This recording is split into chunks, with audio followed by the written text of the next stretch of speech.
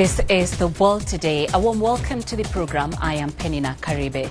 The leaders of China and Belarus have met in Beijing. They vowed to maintain strategic communication and continue strengthening bilateral relations. Chinese President Xi Jinping said China and Belarus are true friends pursuing common development and prosperity, and reaffirmed their all-weather comprehensive strategic partnership. He hailed recent progress in ties, saying their relations have entered the best period in history. President Xi said the two countries should maintain strategic communication and pledged continuous assistance for Belarus.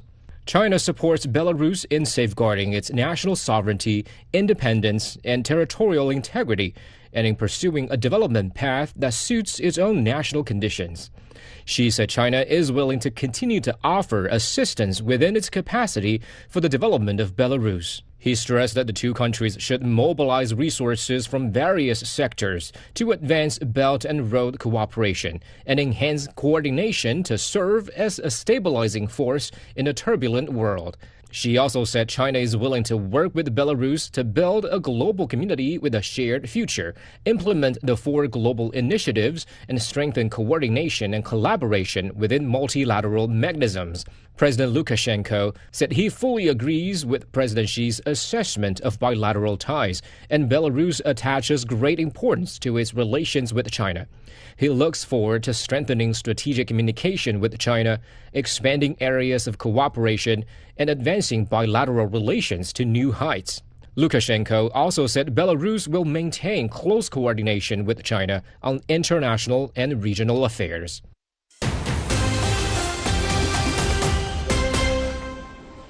The U.S. and Iran have reportedly agreed to halt recent hostilities and renew talks about the Strait of Hormuz. Citing a U.S. official, media outlet Axios says both sides have agreed to pause attacks, at least for now. Talks scheduled for Tuesday in Switzerland will now be held in Doha. Aksan Kevani has more from Yazd in central Iran. Iran has issued a strong response to the latest U.S. strikes, with the foreign ministry condemning the American air raids on its southern coastal facilities.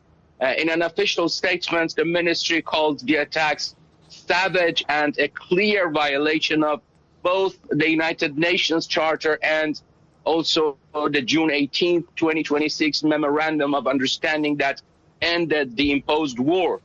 Tehran says the U.S. places minimal value on its commitments and that breaching pledges is inherent to its nature.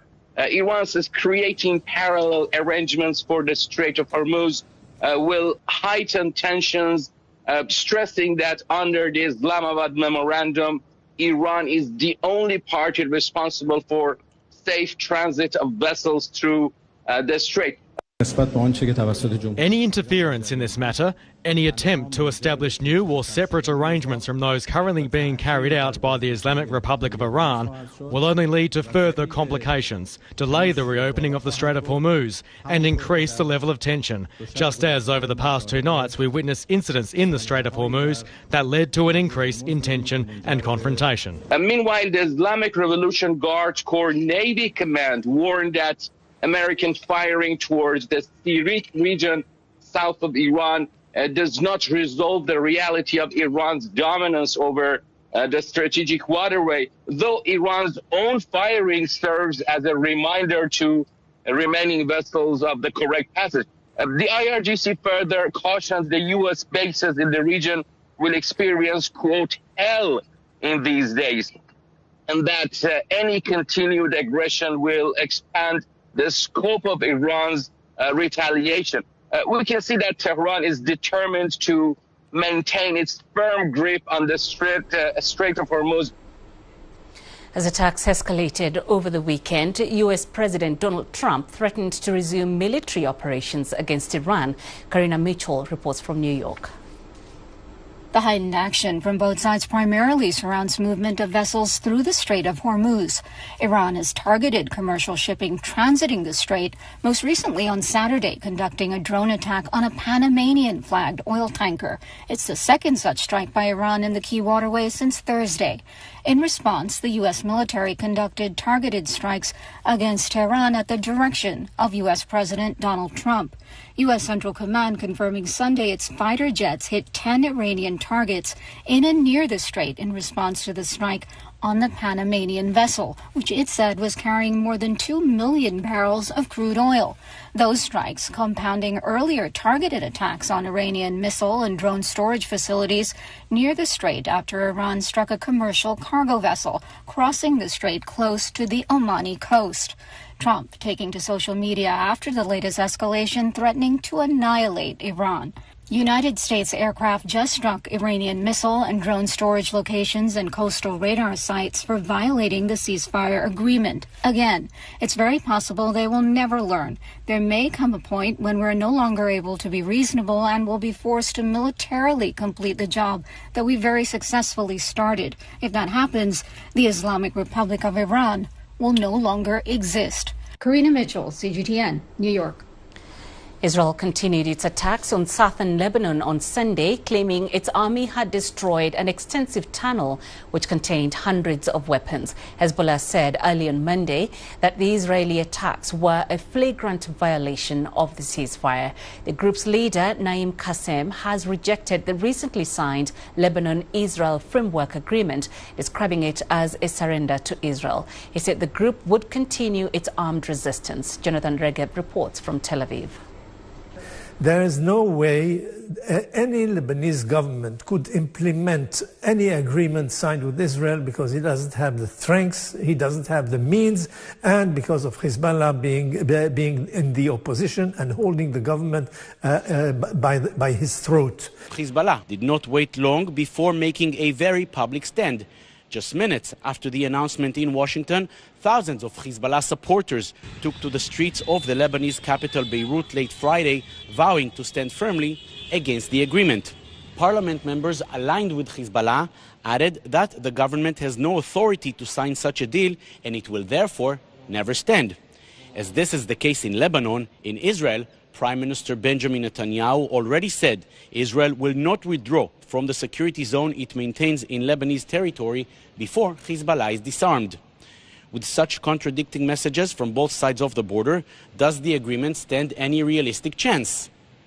It is up to the seriousness fee by the Lebanese military, and until such time that the IDF sees that the Lebanese military is serious and can take the job, only then does Israel retreat. And there's a pilot project, and I think it's the best way to go about it. There have been attempts in the past to bring peace or at least a long-standing ceasefire between Israel and Lebanon. They always failed due to foreign interventions. Will this be a different story or just more of the same? Only time will tell. Jonathan Regev, CGTN, Tel Aviv.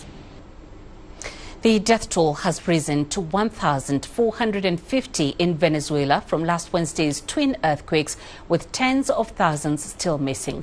Rescue teams and aid are pouring in from around the world. Paulo Cabral reports from San Felipe, Venezuela.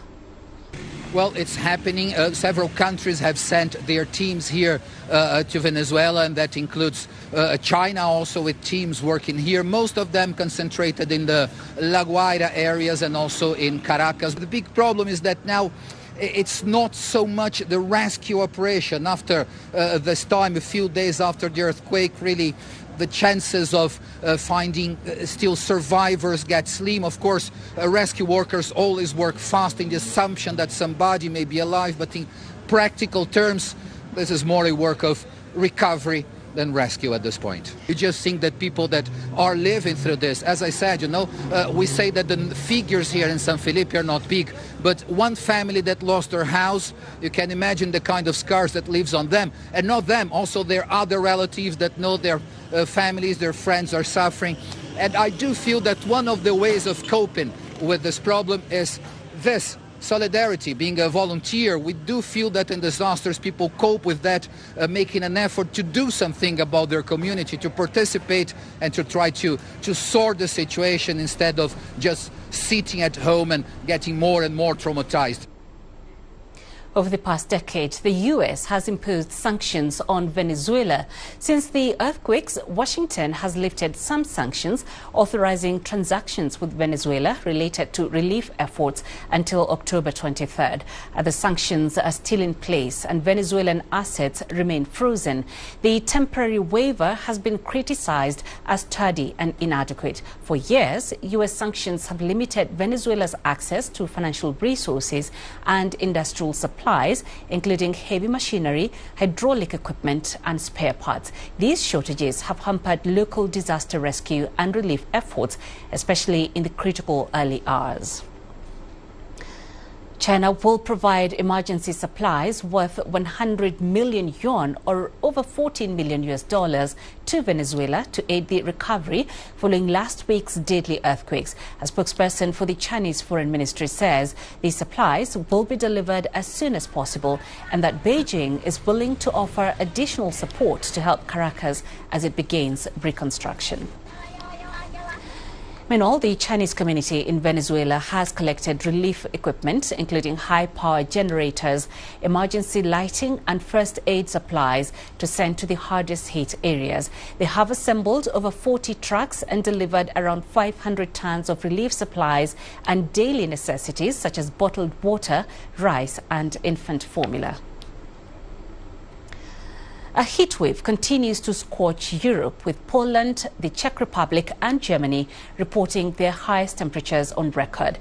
In Poland, firefighters and police have been placed on heightened alert of increased wildfire risks and water-related accidents. The Health Ministry is stepping up monitoring of heat stroke and dehydration cases. The Czech Republic also recorded its hottest day on Sunday, reaching 41.1 degrees in the northern town of Doksany. Germany registered a new all-time high temperature for the third consecutive day, reaching 41.7 degrees on Sunday. And that's it for this edition of The World Today. I'll be back shortly with more news from around the continent and Africa Live. I'll see you in a bit. Thanks for watching.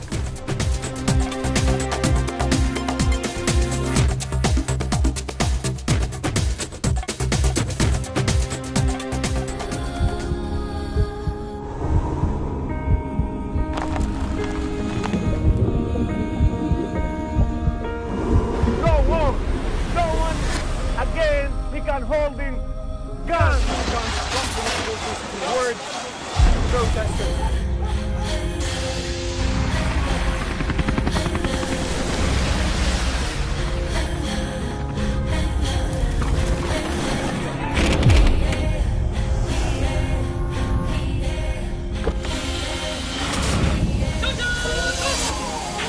Were you worried about your life at that particular time? Not at all. Excellency, thank you very much for your time. What is your assessment of the state of the continent today? Africa has the potential to power itself. Excuse me.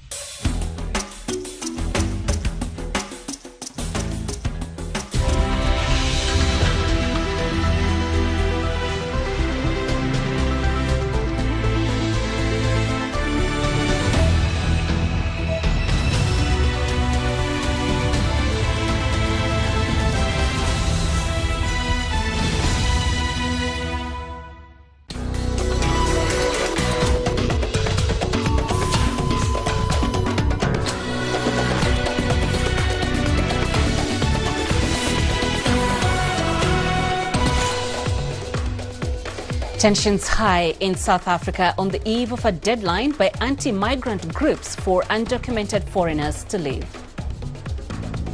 Number of confirmed Ebola cases and deaths rise in the DRC as agencies race to find an effective treatment. And in Sudan, the UN warns that Obeid faces a worsening humanitarian crisis as RSF fighters encircle the city. This is Africa Live. A warm welcome to the program. I am Peninah Karibe. Here's a look at what else is coming up this hour. In business, Ethiopia reaches a deal to restructure its $1 billion Eurobond after protracted talks with lenders. In sports, Canada beat South Africa to reach the round of 16 at the ongoing FIFA World Cup. We begin in South Africa, where tensions remain high as a June 30th so-called deadline for all undocumented foreign nationals to leave the country approaches. Anti-immigrant groups set the deadline, blaming migrants without evidence for the country's high unemployment, public service failures and crime. The March to March movement has warned that undocumented foreigners must vacate their homes and businesses or face severe consequences. Thousands have been forced to seek temporary shelters near embassies and elsewhere, citing fear of attacks, as several countries have already begun repatriating their citizens. South Africa's police minister says authorities are on high alert as anti-immigrant groups plan major protests on Tuesday. Africans are criticizing South Africa for what they call a climate of xenophobia, noting that the violence does not help any country, including South Africa. They're calling for more compassionate and rational ways to deal with undocumented immigrants and other underlying issues. You know, the xenophobic attacks in South Africa makes South Africa unstable. It makes it look unstable, and also it makes it socially fractured and affects the direct foreign investment in South Africa. It also erodes foreign direct investment. You know that the FDI is sensitive to perceptions of safety.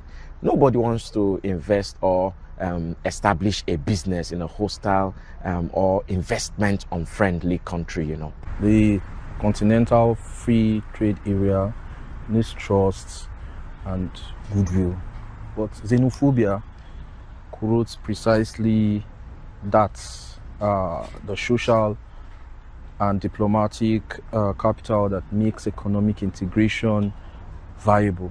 So countries whose nationals are being attacked are not inclined to extend preferential market access or collaborative trade framework.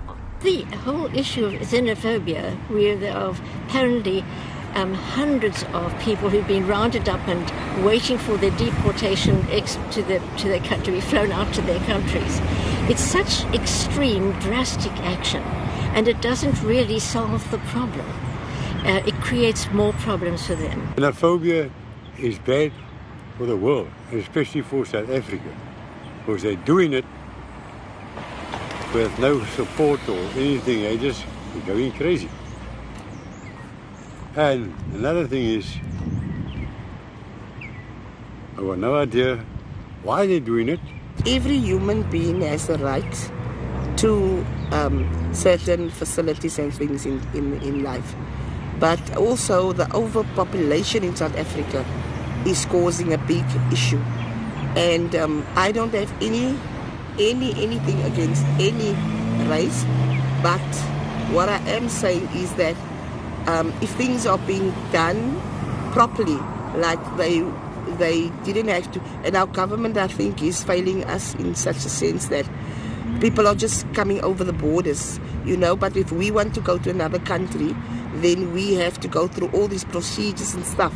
But here it's just like, I don't know, the country is just, they just come over the borders and come here illegally. CGTN's Wilkista Nyabwa has more on the progression of xenophobic attacks in South Africa through the years. For nearly 3 decades, South Africa has experienced recurring waves of anti-immigrant violence. In September 1998, 3 Mozambican and Senegalese nationals were reportedly pushed from a moving train and killed by a group returning from a rally that blamed foreigners for unemployment and crime. While there were other sporadic incidents after that, it was from 2008 onwards that the violence became more regular, intense and widespread. In 2008, the country experienced its first major nationwide outbreak of anti-immigrant riots. According to Witwatersrand University's Zeno Watch, in May of that year, South African mobs attacked foreign nationals across 135 locations. The violence resulted in over 60 deaths, 1,700 injuries, and over 100,000 displacements. Another major wave of violence broke out in 2015, mainly in the cities of Durban and Johannesburg. Countless foreign-owned shops were looted and burned. Zulu King Goodwill Zwelithini was accused of aggravating the attacks by saying that foreigners should go back to their countries. He denied the allegations. In 2019, more xenophobic riots broke out in Johannesburg, and as COVID-19 spread across the globe, the vigilante-led anti-immigrant campaign, Operation Dudula, and the Put South Africans First movement emerged during the early lockdown period. So what has the impact of this xenophobic violence in South Africa been? Between 1994 and 2026, there are reports of at least 690 deaths, 128,000 displacements, and thousands of looted businesses. Xenowatch attributes this violence to chronic poverty, high unemployment, inadequate housing, and political interference. Anti-immigrant forces scapegoat foreigners, putting the blame for the country's problems on them. Meanwhile, the African Commission on Human and People's Rights has repeatedly called for the protection of non-nationals. Wilkisangabwa, CGTN. The Democratic Republic of Congo is reporting a continued rise in Ebola infections, with confirmed cases now reaching 1,274 and 360 deaths. In response, the Africa Centers for Disease Control and Prevention, the World Health Organization and Uganda have launched the Joint Continental Incident Management Support Team, a platform to support health emergencies across the continent. The plan brings together various specialists and will strengthen coordination and response efforts across the region, including the ongoing Bundibugyo Ebola outbreak. In addition, Africa CDC has called for an urgent $22 million fund to enable clinical trials among exposed Ebola contacts. The agency says of the $26 million needed to run the trials, only a fraction has been met. Africa CDC says clinical trials must start this week, and any delays will cost lives that could have been saved. As the Ebola outbreak in the DRC continues to spread, international health agencies are racing against time to find an effective treatment. The U.S. has announced it will provide doses of an experimental antibody drug for clinical trials for the rare Bundibugyo strain of the virus, which currently has no approved vaccine or treatment. More than 1,000 people have been infected and over 250 have died. The Ebola outbreak in the Democratic Republic of Congo, caused by the Bundibugyo strain, has become one of the largest ever recorded, with cases now extending into neighboring Uganda. The head of the WHO believes it will continue to get worse before it gets better. Despite the good progress we have made, we still face major challenges, and the outbreak is continuing to outpace the response. There are now 1,094 confirmed cases with 277 deaths. The outbreak is continuing to move fast. However, hope is arriving fast. In a significant development, the United States says it will provide doses of an experimental antibody treatment known as MBP-134 for clinical trials in the Congo. Developed by MAP Biopharmaceutical, the treatment will be made available under compassionate use, although U.S. health officials have not disclosed how many doses will be supplied. The decision marks the first time Washington has agreed to directly support clinical trials of a therapy during an active Ebola outbreak. Previously, the drug had only been reserved for Americans considered at high risk following exposure. The trials will be coordinated by the World Health Organization together with Congolese authorities and international partners. Researchers hope the study will determine whether the antibody treatment can significantly improve survival rates among infected patients. 2 antiviral medicines developed by Gilead Sciences are also expected to enter clinical trials in the coming weeks. One is remdesivir, marketed as Veklury, which gained global attention during the COVID-19 pandemic.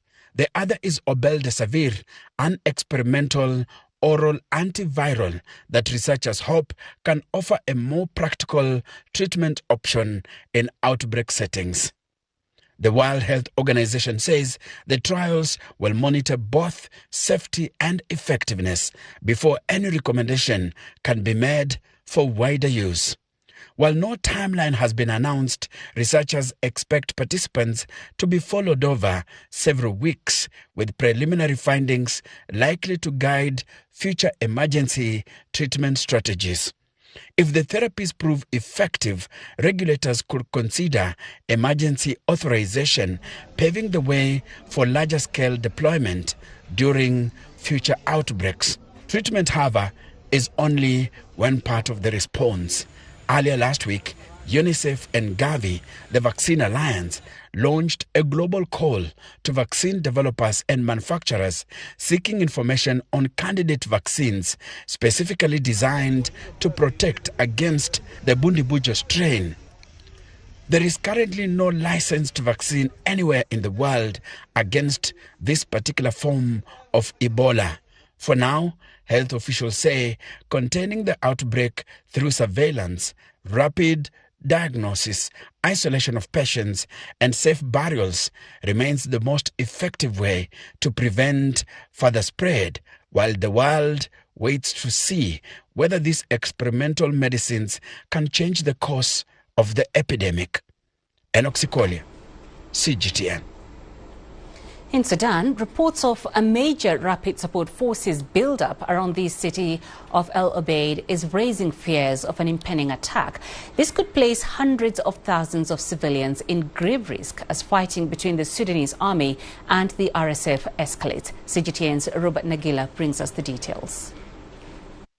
8 months after the fall of El Fasher, the capital of Sudan's North Darfur state, to the RSF, fears are growing that El Obeid could suffer a similar fate. The city, home to more than 500,000 people, is the capital of North Kordofan state and a key commercial hub known for its trade in gum arabic and livestock. But since the war broke out, its role has changed. El Obeid is now a critical humanitarian hub, supporting communities across the wider Kordofan region. In February last year, the Sudanese army broke an almost 2-year RSF siege on the city. But in recent weeks, UN agencies have warned of a significant RSF buildup around El Obeid, raising fears of renewed fighting and putting civilians at increasing risk. We must not allow the horrors that we saw in El Fasher to be repeated in El Obeid. During a UN Security Council briefing, officials warned that the window to prevent a wider escalation was rapidly narrowing. Recent drone attacks have also been reported in areas around El Obeid, including along a key highway near the city of Al-Rahad, according to the United Nations. We have seen further reports of drone attacks overnight, and for now the area remains inaccessible. Our humanitarian colleagues and their partners are focusing on moving food and other supplies into the city while preparing for the potential movements of large number of people in the immediate area. More than 14 million people have been displaced by Sudan's war, while about 30 million people are in need of humanitarian assistance. The conflict began in 2023 after a power struggle between the Sudanese armed forces and the RSF, plunging the country into a devastating war. Robert Nagela, CGTN. To Somalia now, the World Food Programme is warning that the food and nutrition crisis in the country is deteriorating faster than anticipated. The UN Food Agency cites failed rains, funding cuts and spillover effects from the conflict in the Middle East. According to its latest report, around 2 million people are currently at an emergency level of hunger. This is more than double the number at the same time last year. At least 1.9 million children are also suffering from acute malnutrition. Senegal's parliament is set to vote on a constitutional reform put forth by the PASTEF party that looks to rebalance governing power and introduce changes to presidential functions.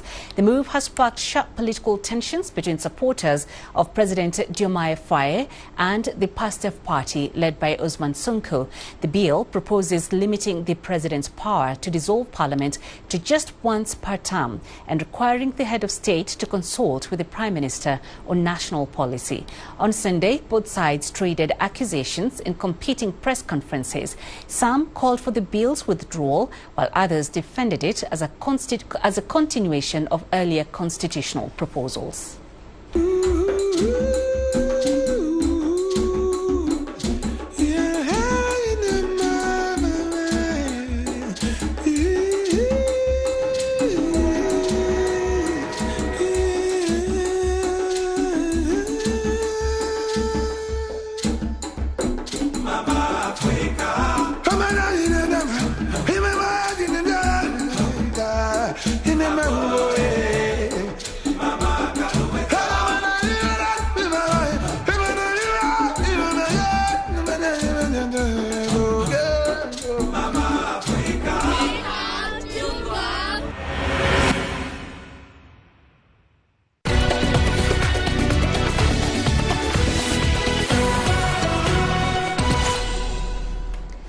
In Benin's political capital, Porto Novo, a group of artists, game developers and guardians of Vodun traditions are using digital technology to preserve ancestral knowledge.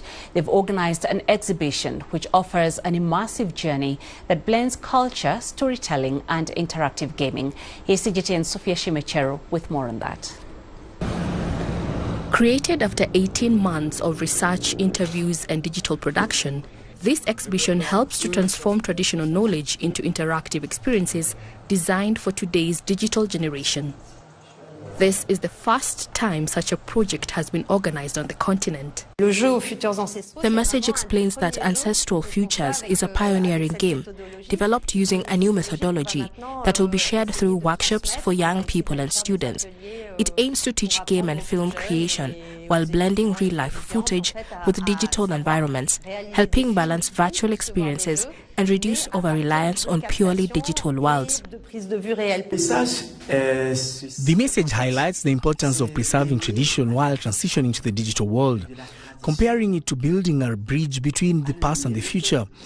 It also reflects on humanity's responsibility to protect its values and consider what will remain for future generations in an increasingly digital age. Inspired by the elements of earth, water and fire, the games invite visitors to explore the beliefs, symbols and practices of Vodun through immersive storytelling. The experience features 3 environments, earth, water and fire, where a character moves through and interacts with different objects. Each scene allows users to explore how these objects are arranged and understand their meanings, roles and cultural significance, especially in the context of Benin's heritage, even without physically accessing them. The project brings together technology and cultural heritage, giving young people a new way to connect with traditions that have long been passed down through oral history. Rather than replacing ancestral teachings, the creators say the games serve as a tool for cultural mediation, making centuries-old knowledge accessible in a modern format. The message emphasizes the importance of collaboration with experts and cultural authorities when developing projects, especially government-related work. It highlights the need to balance respect for cultural traditions, scientific rigor, and creative choices such as limiting or restricting certain content in video games to preserve authenticity and appropriateness. Having brought together artists from Benin, Congo, Uganda, Mali, Cameroon, and France, this initiative goes beyond the scope of an art exhibition. It demonstrates how innovation can help preserve Africa's rich cultural heritage, ensuring ancestral wisdom continues to inspire future generations. Sophia Shimechero, CGTN. You're watching Africa Live. Coming up in business news. Ethiopia reaches a deal to restructure its $1 billion Eurobond after protracted talks with lenders. And Egypt launches first phase of state companies listing at its stock exchange.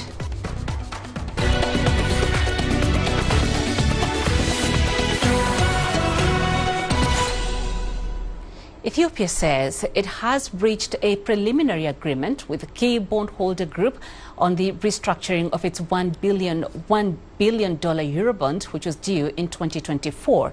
Talks to rework the Horn of Africa country's only international bond have made slow progress after Ethiopia opted to restructure its debt in 2021 and defaulted in 2023.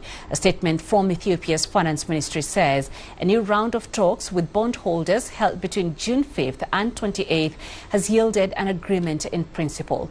The finance ministry and bondholders agreed on an instrument called a new money warrant, the terms of which have been shared with the International Monetary Fund and the co-chairs of Ethiopia's official creditor committee. Egypt has launched its first phase of its petroleum sector initial public offering program. 4 state-owned companies will be listed on the Egyptian Stock Exchange. 3 are from the petroleum sector, engineering for petroleum and chemical industries, Egyptian Linear Alkyl Benzene Company and Petroleum Marine Services, while the 4th is Mamura for reconstruction and tourism development.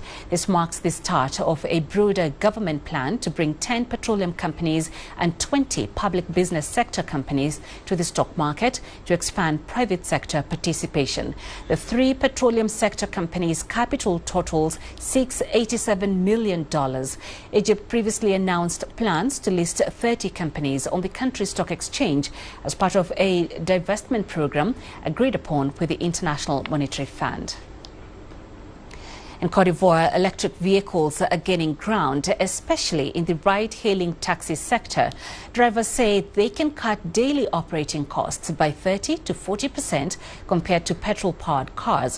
While the shift promises lower emissions and reduced fuel costs, challenges such as limited charging infrastructure remain. Here's CGTN's Sharon Baranga with that.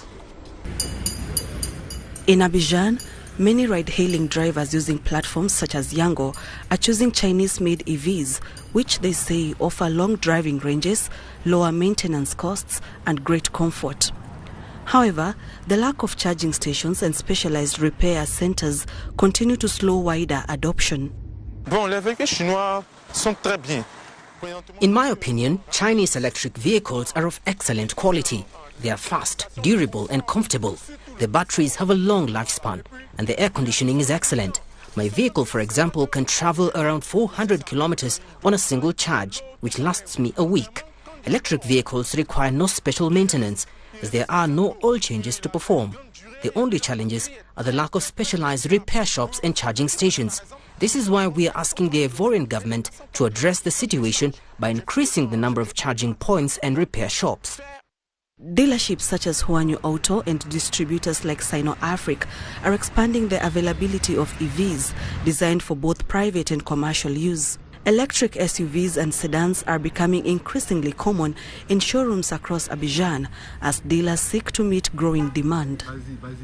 Our Chinese electric cars are well regarded in the market, though they face competition from fuel-powered vehicles such as the Jetua and Chang'an models. In my professional opinion, this is based on 2 factors. Firstly, on the deliveries we have made, and secondly, on the market rate. In my professional opinion, the government has the capacity to supply adequate equipment for these vehicles. Furthermore, they have the potential to enhance environmental relations and transform the entire landscape for electric cars. The Ivorian government is supporting the country's transition to cleaner transport. Its goal is to have EVs make up to 10% of the public administration fleet by 2030, helping reduce fossil fuel consumption and greenhouse emissions. We now have a fleet of more than 2,000 electric vehicles. Just 2 years ago, Côte d'Ivoire's electric vehicles fleet stood at around 400 units. Our aim is to install a minimum of 500 or 600 charging points, or even 1,000. Once our current project is implemented, it will enable the installation of 300 solar-powered charging points nationwide. Our target is to have 5,480 vehicles by 2035.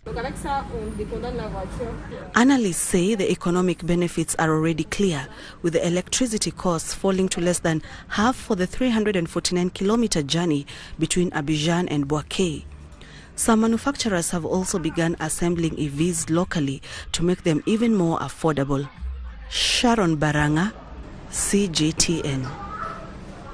At least 47 senior government officials and politicians in Iraq have been arrested in a major swoop targeting corrupt officials.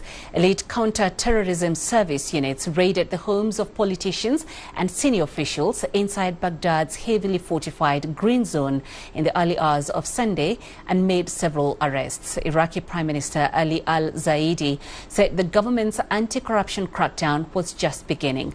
Zaidi, who took office in May, has pledged to tackle entrenched corruption, which remains one of Iraq's most persistent challenges. This says despite repeated promises by successive governments to hold officials accountable. Sunday's operation was launched on the Prime Minister's orders after judicial authorities issued arrest warrants targeting suspected corruption networks.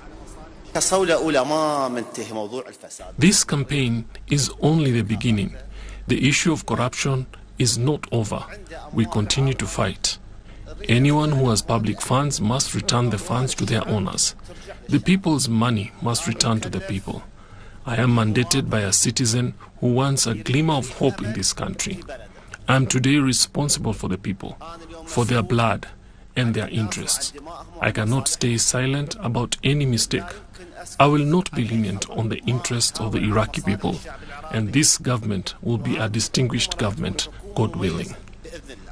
Today, Iraq will start a new page, a new Iraq. Weapons are restricted to the hand of the state. Power is held only by the hand of the state. As for whoever has in mind to work for the state and steal the money of orphans and the poor, he is mistaken. I tell him, you will not stay. I will pursue him day and night. China's push to embed green development into its infrastructure is driving manufacturers to confront their own carbon footprint. Reporter Jiang Xishuan visits a wind turbine tower maker and finds out how it's cutting emissions per unit of revenue, achieving more with less.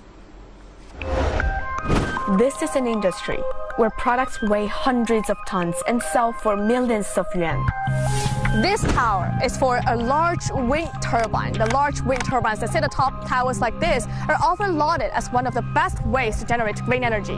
But many ask the question, what is the cost of manufacturing these things in terms of carbon emissions? In 2024, our group's total electricity consumption for the year was nearly 50,000 megawatt hours, of which 94% came from traditional thermal power and only 6% from green electricity, indicating a heavy reliance on fossil fuels.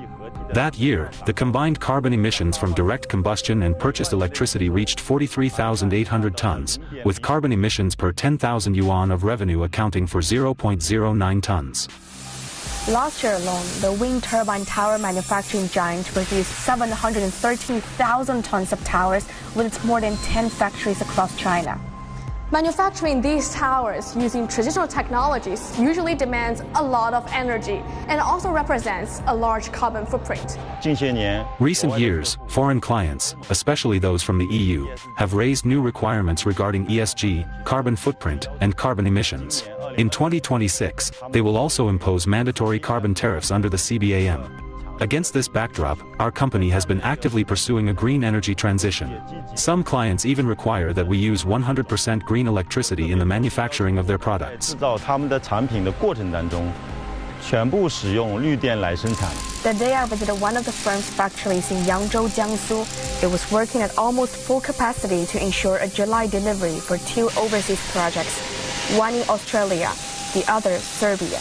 So, the big-name manufacturers were among the first to recognize the issue. And so things have changed. The group started its green transition 3 years ago, having released its first ESG report back in 2023. Last year, it joined the United Nations Global Compact.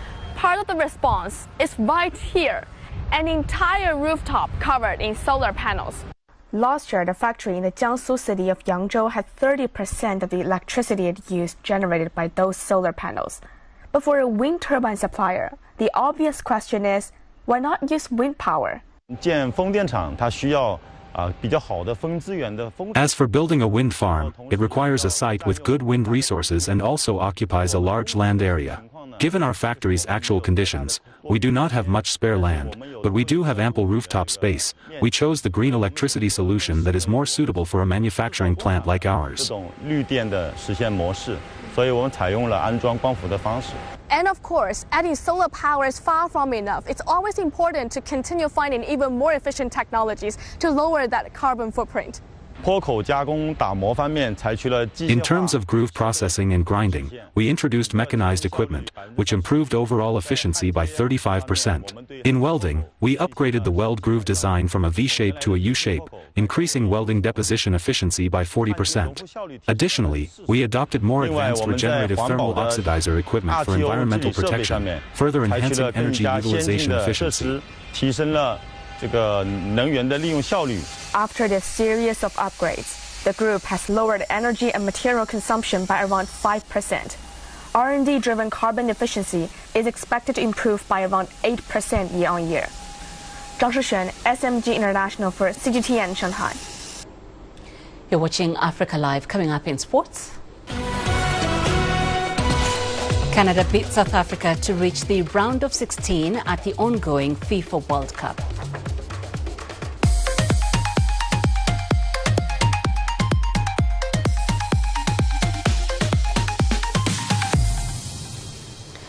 Let's get you the latest from the ongoing FIFA World Cup. Co-hosts Canada has defeated South Africa 1-0 to move into the last 16 for the first time. Stephen Eustachio scored a dramatic winner in the second minute of injury time to knock out the African side. Earlier in the